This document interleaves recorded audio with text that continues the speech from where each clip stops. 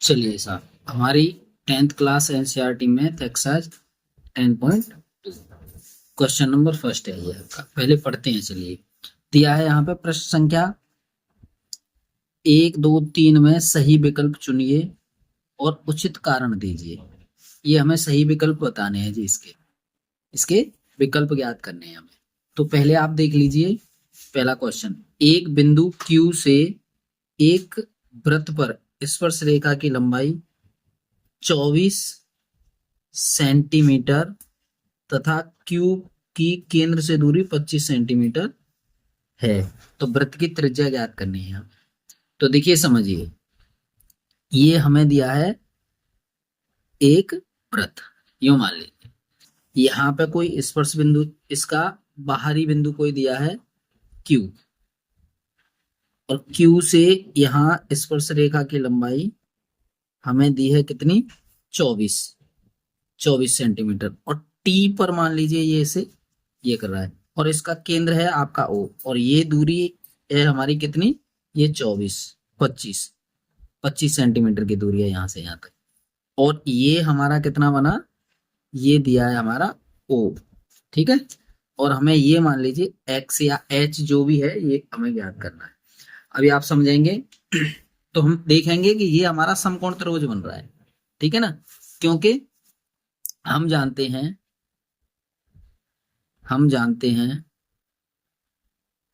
कि त्रिज्या स्पर्श रेखा पर लंब होती है,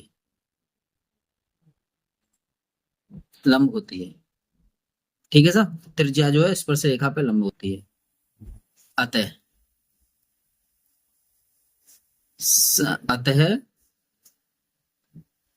ओ टी ये लंब है किस पे? क्यू टी, ठीक है। समकोण त्रिभुज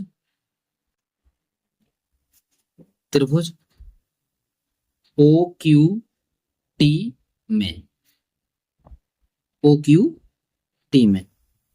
तो O Q square equal to O T square plus Q T square, ये बना सा। अब यहां इनकी वैल्यू रखिए आप। यहां रख सकते हैं हम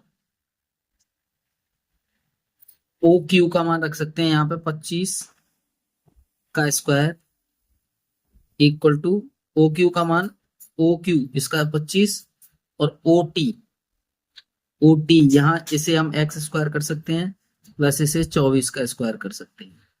इसे करेंगे हम एक्स स्क्वायर इक्वल टू 625, और चाहे आप ऐसे नहीं तो ऐसे कर लीजिए, यानी ये 25 का स्क्वायर और माइनस 24 का स्क्वायर। दूसरे तरीके से सीखते हैं, चलिए कोई बात नहीं। वैसे तो वर्ग भी कर सकते हैं हम, इसका दोनों का वर्ग करके घटा देंगे, फिर उसका वर्गमूल ले लेंगे। तो ऐसे कर सकते हैं हम। कैसे? यानी a प्लस बी और a माइनस बी, ये होता है आपका a square minus B square. यानी एक कोष्टक में जोड़ दिया, एक में घटा दिया। तो इस तरीके से करें तो 25 प्लस 24, और इसे कर देंगे 25 माइनस 24, ठीक है ना। एक्स स्क्वायर इक्वल टू, इन दोनों को जोड़ेंगे तो 49, और गुणा यहाँ 1 हो गया। देखो, थोड़ा अलग तरीके से करने की कोशिश कर रहे हैं हम, और कुछ नहीं है। वैसे अगर हम 25 के वर्ग में से 24 का घटाते तो फिर भी 49 बचता, और फिर उसका वर्गमूल ले लेते। तो ये बन गया हमारा 49, और x इक्वल टू कितना बना हमारा? 7 सेंटीमीटर। तो ऑप्शन ए वाला हमारा सही है। देखो, ऑप्शन ए में वो 7 की कह रहा है, तो ये 7 वाला ये सही है। ऑप्शन ए सही है। इस प्रकार पहला क्वेश्चन हो गया। अब आइए दूसरे क्वेश्चन के लिए। दूसरे क्वेश्चन में हमें कहा है उसने, आकृति 10.11 में यदि टीपी और टीक्यू केंद्र ओ वाले किसी वृत्त पर दो स्पर्श रेखाएं हैं, इस प्रकार एंगल पीओक्यू 110, तो पीटीक्यू बराबर है। ये बताना है हमको। चलिए साहब, देखते हैं हम पहले। आगे हल करते हैं। पहले इसका चित्र बनाइए आप। क्वेश्चन नंबर 2, क्वेश्चन नंबर 2 पहले चित्र बना लेते हैं जी।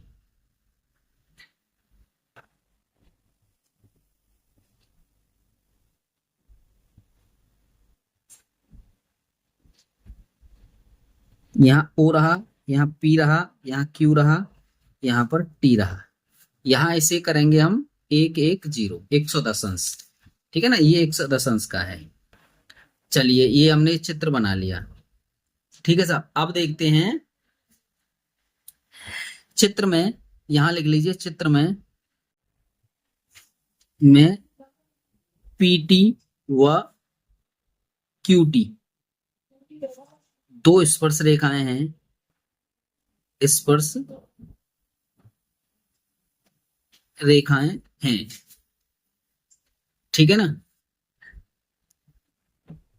Angle P O Q equal to 110 अंश दिया है साहब हमें, और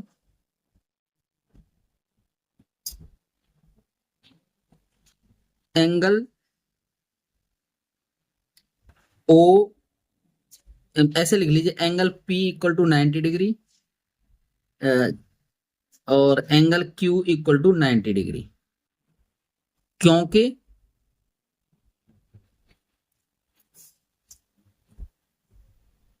त्रिज्या स्पर्श रेखा पर लंब होती है। ठीक है साहब, यहां से ये 90 डिग्री, ये 90 डिग्री, 90 डिग्री के हो गए। ये ऐसे करके ये 90 का बन गया और ये 90 का बन गया स्पर्श रेखा। ठीक है जी, ये 90 के कोण बनेंगे दोनों। अब पी ओ क्यू टी एक चतुर्भुज है। अब चतुर्भुज के चारों कोण कैसे होते हैं? Angle P plus angle O plus angle Q plus angle T equal to 360, क्योंकि हम जानते हैं चतुर्भुज के चारों कोण कैसे होते हैं? 360, चारों कोणों का योग 360 अंश होता है। ठीक है साहब, अब इनकी वैल्यू रखिए साहब। एंगल पी की वैल्यू रखो, कितनी है साहब? 90। एंगल ओ की 110 प्लस एंगल क्यू की, ये भी 90 हो गई, प्लस एंगल ये है हमारा पी पी टी क्यू, क्योंकि यही याद करना है तो टी की जगह पर हम इसे लिख सकते हैं, कोई दिक्कत नहीं है, लिख लीजिए आप।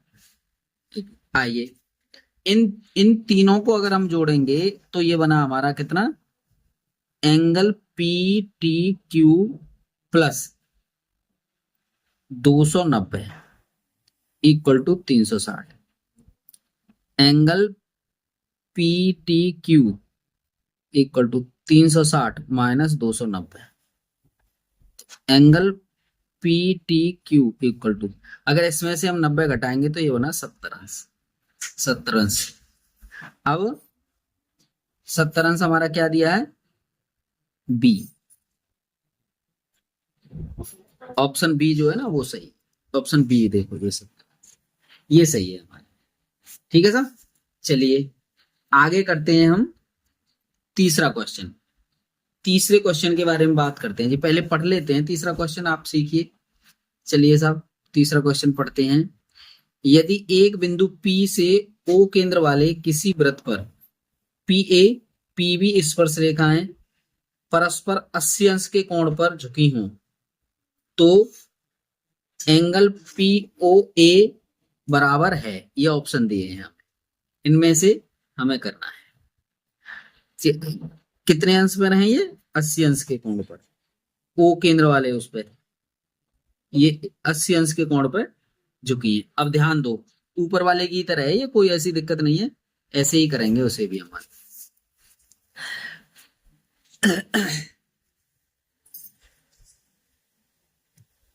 चलिए साहब, इसके लिए हम पहले एक चित्र बनाते हैं।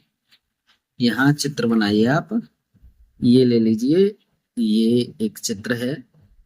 यहाँ से ये एक स्पर्श रेखा है, ये एक स्पर्श रेखा है, ये ऐसे यों और यों। तो ये O है, ये A है, ये B है और ये P है।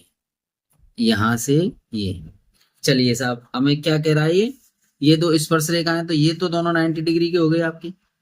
ठीक है साहब, हो गए कि नहीं हो गए? अच्छा, ये P वाला जो बिंदु है, ये P, ये APB, ये दिया है हमें 80 अंश का, और ये 90-90 के। तो हमें पूछा क्या है साहब? हमें पूछा है, पूछा क्या गया हमें? POA, POA, यानी ये वाला कोण पूछा है हमें। ठीक है ना? समझिए, देखो हम ऐसे कैसे करते हैं, ये 80 का है, ये इसका समद्विभाजक है, तो इसको हम 40 का कर सकते हैं, और ये 90 का है, ये हमारा है ना, ये 90 का है, क्वेश्चन नंबर 3।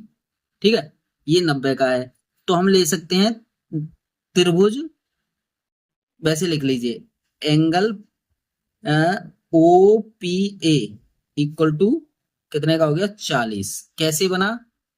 80 में 2 का भाग दे करके 40 बना, 40 अंश का कोण बना ये।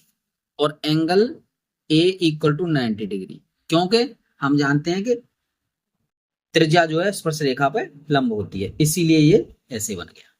चलिए सब आगे चलते हैं हम। त्रिभुज पीओए में हम जानते हैं angle P plus angle O plus angle A equal to 180, क्योंकि त्रिभुज के तीनों कोणों का योग 180 अंश होता है। तो एंगल P देखो कितना है हमारा, एंगल P हमारा ये 40 दिया है, प्लस ये एंगल O हमें पूछा है साहब, एंगल O हमें पूछा है कौन सा? AOB, AOB,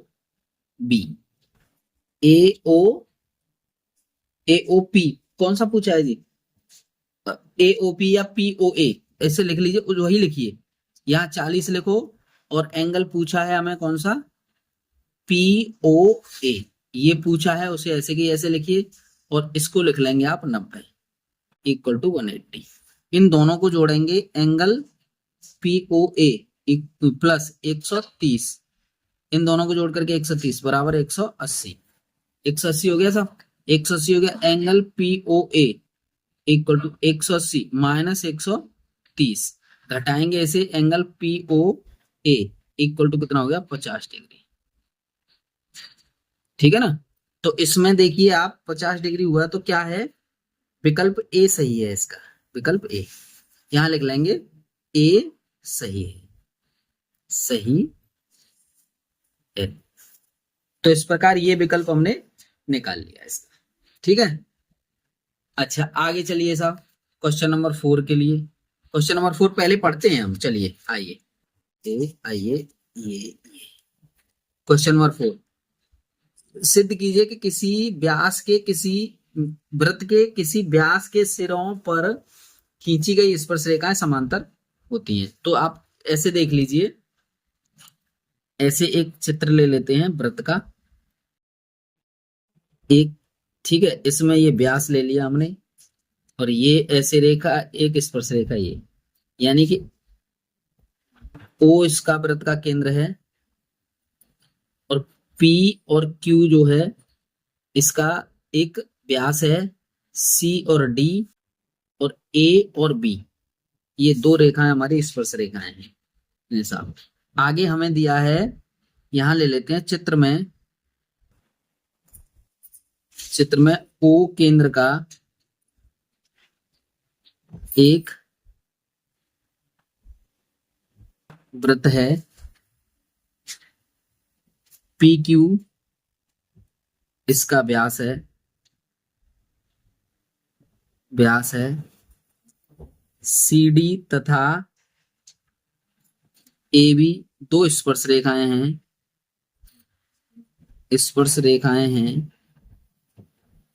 स्पर्श रेखाएं हैं, दो स्पर्श रेखाएं हैं। अब यहां हम क्या लिख सकते हैं, देखो PQ, PQ ये लंब है AB पर, क्योंकि त्रिज्या जो है स्पर्श रेखा पे लंब होती है। देखो पी क्यू ए बी पर लंब है, ये त्रिज्या या व्यास कैसे भी मान लो, है ना, ये इस पे लंब है, ऐसे करके ये लंब है। और क्या कर सकते हैं, पी क्यू ये लंब है सी डी पर। ठीक है साहब, angle A P Q equal to angle P Q D. ठीक है ना साहब, ये दोनों एंगल बराबर हो गए, पी और क्यू से बनने वाले ये एंगल दोनों बराबर हो गए कि नहीं हो गए भाई, लंब है तो बराबर ही रहेंगे, लंब है तो इस प्रकार हम क्या कह सकते हैं, ए बी जो रेखा है वो पैरेलल है किसके, सी डी के, क्योंकि ये वो बराबर है। तो एंगल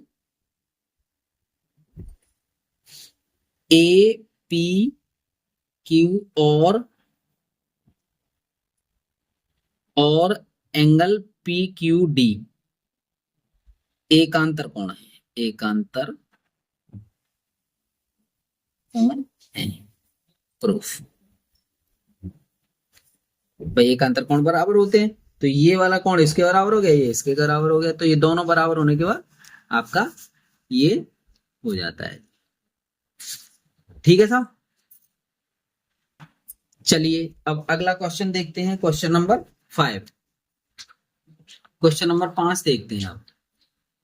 क्वेश्चन नंबर 5 में वो क्या कहता है, पहले पढ़ लीजिए आप, पढ़िए क्वेश्चन नंबर 5 क्या है। क्वेश्चन नंबर 5 में है, सिद्ध कीजिए कि स्पर्श बिंदु से स्पर्श रेखा पर खींचा गया लंब वृत्त के केंद्र से होकर जाता है। आइए हम एक चित्र बनाते हैं सबसे पहले क्वेश्चन नंबर 5 के लिए। ये चित्र बनाइए आप ऐसे, ठीक है। अब यहां ले लीजिए आप, ये एक तो ये है O और एक अलग से ले लीजिए ऐसे करके Q, और इस पे स्पर्श रेखा डाल दीजिए, यहाँ P है, यहाँ A है और यहाँ B है। चलिए साहब ये चित्र बना है ना, यहां लिख सकते हैं हम चित्र में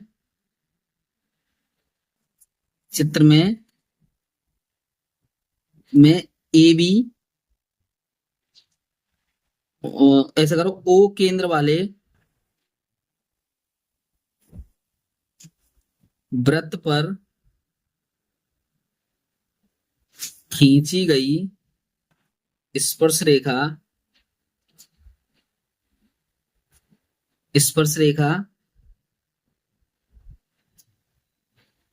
ए बी है, जिसका स्पर्श बिंदु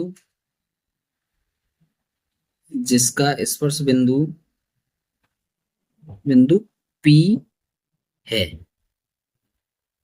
ठीक है ना, अब ये कर लिया हमने, फिर अब आगे हम क्या करते हैं, आगे हमने क्या किया कि अब हम यहां से देखेंगे तो ए बी क्या है, ये लंब है किस पे, ओपी पर। ए बी ये लंब है ओपी पर, क्योंकि त्रिज्या और स्पर्श रेखा दोनों, तो इसका मतलब हो गया कि angle O P B equal to 90 degree, यानी वो है उसका कोण। और साथ ही अगर इसका उल्टा देखेंगे हम, एंगल क्यू पी बी अगर देखें तो ये भी आपकी 90 डिग्री मान करके चलेंगे हम इसे, क्योंकि भाई इसको और इसको हम एक ही बिंदु पर मान रहे हैं, पी और क्यू, मतलब ये इसी के ऊपर मान करके चल रहे हैं इस रेखा को, तो ये भी 90 डिग्री हो गया सब। अब एंगल ये मान करके चल रहे हैं, मतलब रचना से, यूं मान लीजिए रचना से, क्योंकि हमने रचना कर दी है इसकी, तो मान करके चल रहे हैं इस बात को। लेकिन यहां क्या होता है, क्यू पी बी बराबर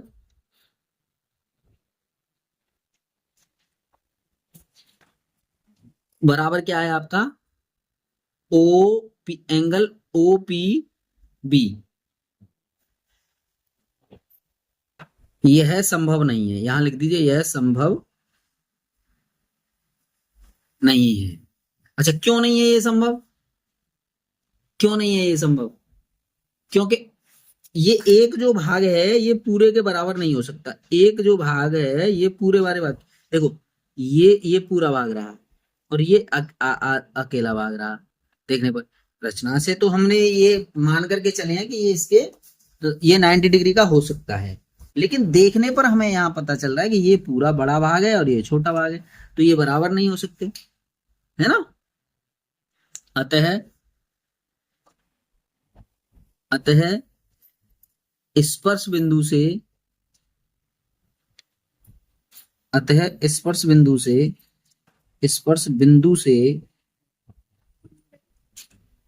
से खींचा गया स्पर्श बिंदु से खींचा गया लंब वृत्त के केंद्र से होकर